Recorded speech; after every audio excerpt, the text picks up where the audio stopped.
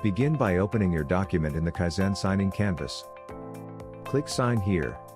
Choose Initials, draw a new one, or upload an image. Hit Insert button. Next, the Initials option.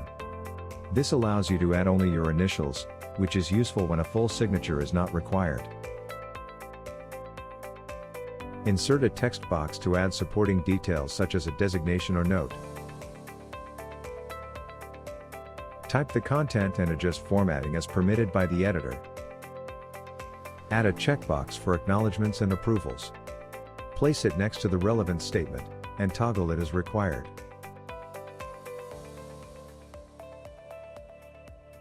Select the Date field to automatically insert today's date. This ensures accuracy and consistency across pages.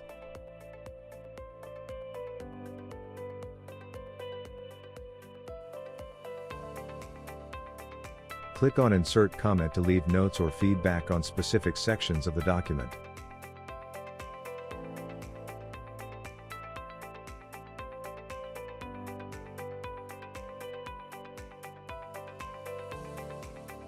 Insert a stamp by uploading an image file, such as your company seal.